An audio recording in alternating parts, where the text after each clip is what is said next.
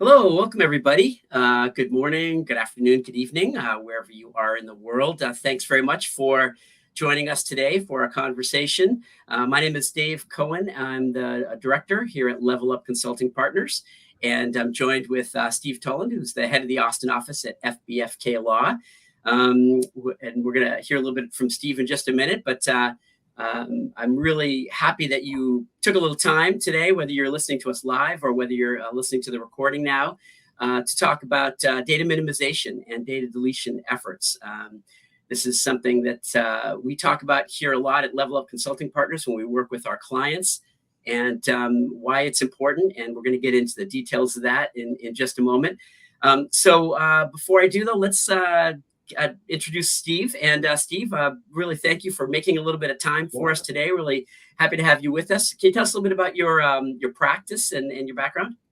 Well, Dave, good morning. It's a real pleasure to be here, and it's an important topic we're talking about. It may not be the sexiest topic, as it were, but I think when we kind of explain how you and I came up with this idea as we were kind of brainstorming in some of our recent conversations, I think hopefully the listeners will understand why we think this is such a critical issue that they should kind of move up to the front burner, as it were. But a little bit about me first. I run the data privacy practice, cybersecurity data privacy practice for FBFK Law Firm.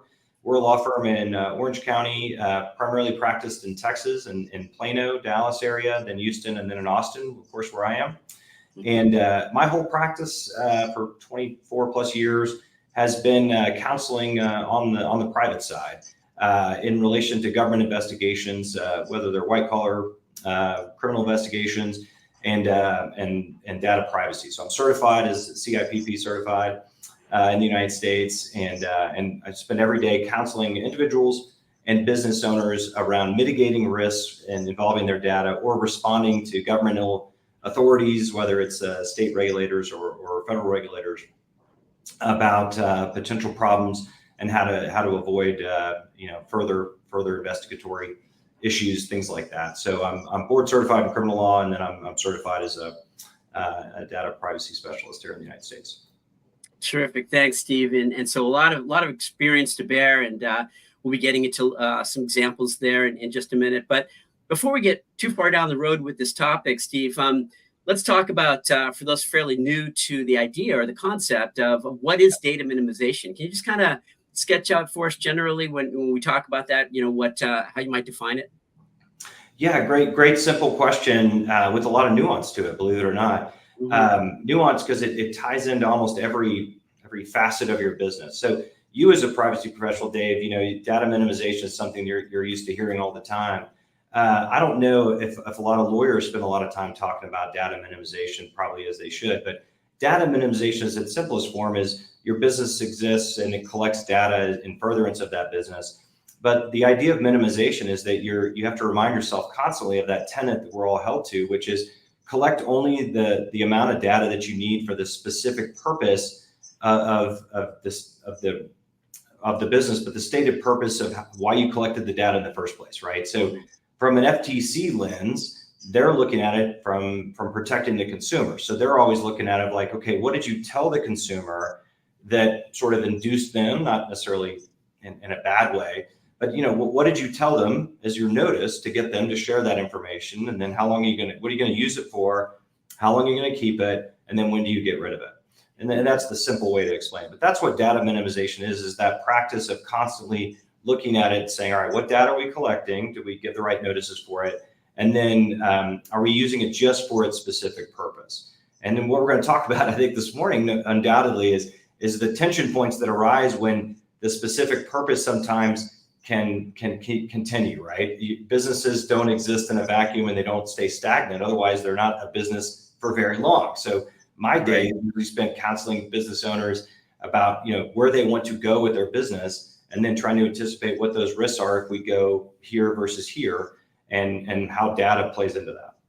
Yeah, that's great. It's a nice simple definition there, Steve. And just for a couple of points of clarification. One, this concept of data minimization, and that is, collecting, storing, and using only the data that you actually need for the business purposes that you're collecting it for, and in certain instances, making sure that you have consent of the consumers that you're collecting it for. For instance, if you're a heavy like B2C company, there's we're not proposing here to not collect data, but instead to collect it thoughtfully, legally, and compliantly. So just to make that clarification, because it is important. Data is the lifeblood and life fuel for companies, and especially we're in a minute, we're going to kind of touch on the current conversations everywhere about artificial intelligence technologies. And we're going to get into those tension points as well. But I also wanted to mention that, from my standpoint, and the work that we do at Level Up, it's one thing to talk about data minimization. It's another thing to be able to actually accomplish it. And there's a lot that goes on operationally. You have to know where that data is being collected, how it's being collected, where it's being stored, who's responsible for it. So it actually gets pretty complex, even though it may sound relatively straightforward. But with that, assuming that this is on the radar of some folks, and they do believe that it's a principle worth pursuing, let's talk now, as you mentioned a moment ago, Steve, about some of the tension points that exist that may prevent companies from undertaking these efforts. You and I, when we were kind of brainstorming and getting ready for the program here, came up with a few of them. And so I'm just going to kind of bring them up and we can walk through them. And the first one is, well, why would we want to delete that data, that particular set of data, those data elements? We might need them someday, so like this conservative approach of just more data is better. I'd say it's probably a fair estimation that that's a common thought. So how might you address that? We might need this information someday. Well, I think the first way to address it is just to realize that it's a real tension point. I mean, that sounds like a silly answer at the beginning, but I mean, just knowing that. So what that means then, okay, that's great advice, Mr. Attorney. What the heck does that mean?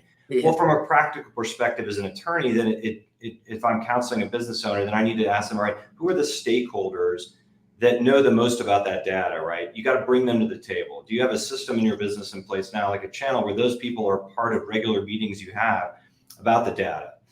So that's the first thing, I think, by recognizing the importance of that. And then just realizing, okay, what are the areas that we're going to potentially go to? Do we have a 3-year, 5-year, 10-year plan?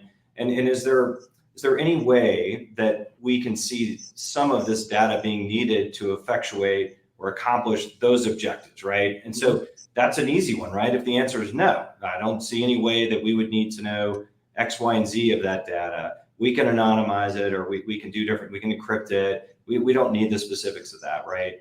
So let me think of a kind of a simple example, but if you're a Garmin or something, there's reasons why you might want, well, I should probably not use specific companies' names, but if you're a GPS satellite, type company, and you sell everything from, stuff to hiking stuff or outdoor people, or to all kinds of industries.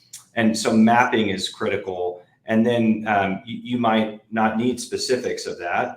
In other ways, though, your marketing team may want to know who's buying your product, in which case your consent notice things will be very different, because you want to reestablish, you want to know if 50-year-old females are buying the product versus 20-year-old males, et cetera. So there are two different sort of goals there. But I think just recognizing that that initial point about how important it is to have that exercise all the time. Is there a reason why we need to keep that around? What would we ever use it for? It sounds silly. It's like hoarding. I mean, it's like every time you step back and I was thinking of the same kind of physical world metaphor, Steve. It really is an appropriate metaphor. Yeah. Or analogy. So I think one exercise would be, are the marketing people a part of those conversations that your CFO and CEO and other leaders in your business are having on a routine basis? Because if you were to say, what's our 3, 5-year, 10-year plan for profitability, to the CFO, gosh, they better have an answer for that, right? Or they're probably not going to be there very long. So they're going to know these things. But the question that you and I talk about a lot when we brainstorm about this stuff, so many clients of ours don't ever have anyone on the marketing team even as a part of that channel of conversation. So that's kind of my first piece of advice, is you got to look at your systems internally and decide, are all the right stakeholders there? Now, look, it's silly for you and I to say, all right, well, you just need to have everyone know about every decision. That's not what we're saying here, right? That's Right. impossible. I mean, you would cease to become a profitable company, and you would be bogged down with inefficiency. But you do need to create a system wherein you're checking in with your marketing team about, okay, what do you intend to do with that? Why do we need to know all that? Another kind of interesting small example, we were hiking recently in a national park, my kids and I, and we like to do that stuff. And so there's now trail cameras on the national parks, but they're not cameras. They look like cameras, but they're sensors. And there's just a little notice on there that says, this is not a camera. This is a sensor collecting just the foot traffic, literally, right on this trail. And that's a good example, right? That's somebody who had the forethought to probably think, all right, we don't need to know specific numbers. We just need to be able to see a sensor or a blurb flash across that tells us, all right, that's some frequency or activity at this time on this trail. And maybe that's so they can allocate resources to fix up that trail, whatever, it doesn't matter. Point is, there are ways to anonymize or to encrypt or to Get the data that you need without getting the specific personal identifying it. Yeah. You have to have those tough conversations. And let's face it, people, the business leaders on boards, CFOs, things like that, you might as well be speaking a different language, and their eyes gloss over, and they're just thinking to themselves, respectfully, probably, all right, just tell me what I need to know to keep the business going. Are we getting all we need? Y'all have enough resources? Is the technology good? Do you need me to allocate more money to that? Y'all good? Okay, thanks. Because I don't understand half of what you're saying. And so you're going to need stakeholders there that can bridge the gap of communication dissonance, or whatever the word is there. Yeah. That can speak, that sort of be an interpreter between tech jargon and best practices. Oftentimes that's me as an attorney, and you as a privacy professional, right? Is helping companies understand that. But you got to have those conversations. So that's the first piece I would say to that. Yeah, absolutely, Steve. I couldn't agree more. And, I think, a couple of things I'd like to touch on what you were just talking about. One is the marketing department, and hey, let's just call it as it is. The marketing department, their job is to get the word out about your company's products and services. And in order to do their job, they need data. They need understanding about the audiences. However, what we're proposing here is just that there's a thoughtful rationale for who they're reaching out to, how they're reaching out to them, and what information they're collecting from them. So it's really just about working with the marketing team, having people that are responsible for the privacy compliance requirements, just in communication and working with the marketing team. Another critical team to be working with, and I think you mentioned this too, Steve, with regards to your, the national parks, sensing technology. Sounds like that was done thoughtfully and well. Could have been a camera collecting facial information if somebody had just not thought it fully through. Right. And here we go. Now we're collecting all this very biometric information that in certain states, as we know, like in Illinois, could be an illegal activity. Yep. However, they were collecting the information that they needed to get the data they needed, which is probably foot traffic on those trails to make maintenance decisions, which is perfectly reasonable. But without the personally identifying information. And speaking of technologists, and on a related note, and you mentioned geolocation data.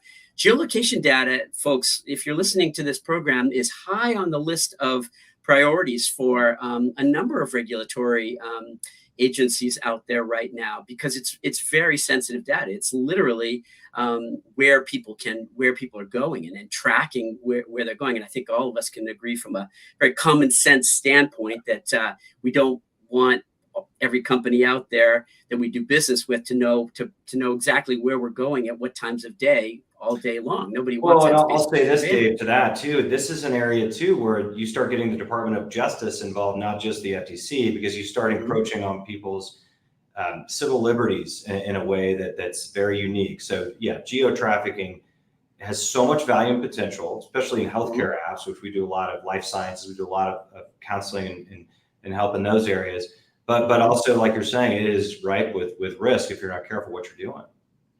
Yeah, and then to be clear here, we're not even necessarily talking about any kind of consciously malicious activity. Right. We were chatting before the program about how it's not uncommon within companies to have a team of engineers that's really crackerjack and up to date on all the latest technologies and technological possibilities for the company, who may just think, just because of lack of awareness, that, hey, we can collect geolocation data from our customers. Let's say we're really active in the mobile network.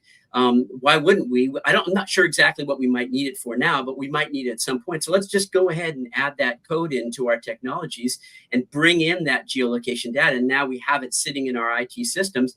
Again, not maliciously or anything, but just thinking there may be some future use for it. That it may actually be done with the best of intentions to try to help the business move forward. However, in actual reality, having that geolocation data on individuals within your IT systems represents not only a risk for the potential data breaches, but if collected without consent, without knowledge of the consumer, could be a real problem in terms of compliance. So Yeah, these are the kinds of things we're talking about being conscious of and wary of. right. I mean, if you're a mobile transit authority, and whether you're in any city in the United States, you want to track the number of customers that get on and off your bus, at what stop points they get on, when they get on, the higher frequency routes, all those things. Great. We're not saying don't do that. You need that. It's an absolute lifeblood of what you're trying to accomplish. But the point you're trying to make there, Dave, is that you've got to have the conversation about how do you minimize that? Do we really need to know the gender or the age or the customer's name or their zip code, where they live? Like, why do we need to know that? We just want to know the frequency of people, what type of ticket they bought, things like that. I mean, it's just kind of that constant conversation. Yeah, exactly. So, kind of to finish up some of the tension points that we think Right. exist within companies to resist these efforts that we're proposing you should be undertaking: data minimization, data deletion. Another one is, look, in order to do this, it's going to cost time and money. I'm going to have to dedicate people within the company who have full plates on other business activities to take time to understand what's being collected, what information is being collected, where it's being stored, how it's being used, and then to make decisions about how to delete it. Well, that's time and money. So, how do I make a rationalization or an argument to executive leadership to spend that time and money? Why is it worth doing that? We've touched on some of it already, but do you have any other thoughts there, Steve, about like how to make that argument about what is the ROI of undertaking this effort when it's definitely going to be an effort? Gosh, I'm glad I'm glad we thought about that, and we've talked about it before. I'm glad you brought that up today. So we talked about how the marketing team has this insatiable need to collect data, and their not only job is to promote and market the services you point out, it's also to come up with new ideas. So there's an inherent tension in that, right? Their job depends literally on using data, analyzing anything. How can I come up with something new and clever? So we talked about how to address those issues, but how do you sell that to the company? In other words, that they need to endeavor to go out and delete old stuff, like clean out the garage, if we're using that hoarding analogy. Right. Get in there, Right. clean out what you don't need. I think the simple analogy that most business owners always speak to, no matter what their political stripes are or where they went to Wharton or to Thunderbird, whatever their different diverging business thoughts are, is that it's economically better for your company because. And let's get into those details. But just off the top of my head, the ones that immediately come to mind are: it costs money to store data you don't need, literally, right? Your systems are less efficient. You have to spend more money updating your systems or buying new storage facilities or updating your storage in the cloud, whatever it is. If you're a giant financial, I have good friends in the financial sector, and I've counseled some clients recently that a lot of banks now are literally, and financial service companies they're promoting the fact that they're thinking ahead and they're buying raw land in different parts of the United States and putting data privacy centers there. I mean, they're anticipating ahead 10, 15 years, like there aren't going to be warehouses that store goods and services, and there will be, but you know what I'm saying? For all intent and purpose, it's going to be these warehouses, so to speak, that are going to be storing where your data is being held, so to speak. So, and there's a lot of responsibilities under Graham Leach and other in the financial services sector or in healthcare, in HIPAA, for example, where you got to store for certain reasons, certain times, et cetera.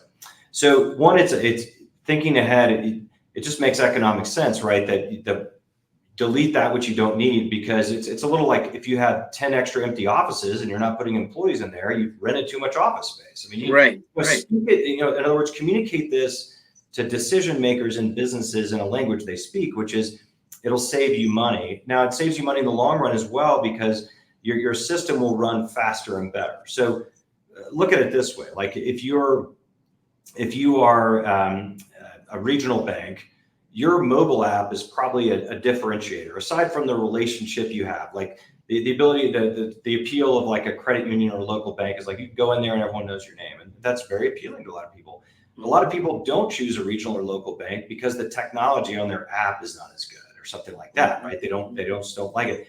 So that's going to be a differentiator for all businesses moving forward. Take that analogy. If your stuff, if the systems aren't quick enough, efficient enough, fast enough, because you got too much data, it's bogging your computer down, so to speak, to use the simple term.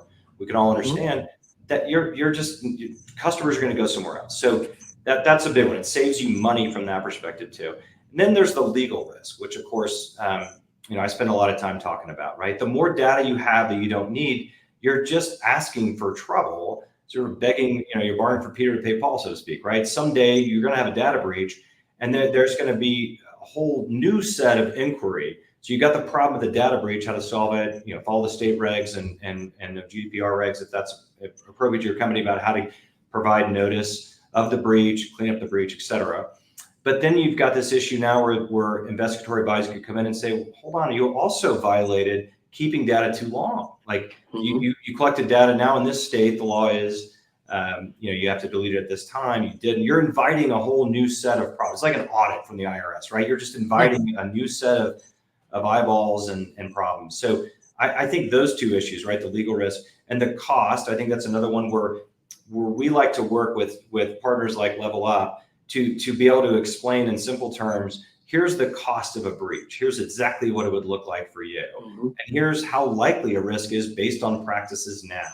And you guys can come in with your awesome team and show from a technology perspective in a simple way how risky their behavior is right now vis-a-vis storing data they don't need, and what it would cost to clean that up, like how to go back and pull all that out.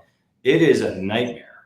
I don't think people think about that. Then there's the lack of consumer trust, right? Then you've got a differentiator for your competitor to say, well, look, you can trust us with your data because, competitor down the street, you can't trust them. So you're just inviting trouble. So I would speak in those 3 or 4 big picture items and then dial into the details. But that's how I do it. That's how I address it with business owners. It makes a lot of sense, Steve. And as you were talking, we're talking about IT systems and the flow of data within IT systems and servers and warehouses, and they need to be staffed, and data architects, which are expensive, and coders that are taking care of all of that. It's funny, my mind jumped to back to the physical analogy of the cluttered garage. Yeah. It's fair to say, you go looking for something in the cluttered garage. Have you been talking to my wife recently, Dave? What's going on here? I know, yeah, exactly. That's on my list. That's time. Time is money, right? But if it's clean and it's organized and you only have what you need, you go right in there, and in 5 minutes you have it in hand. I had a conversation with a client not that long ago.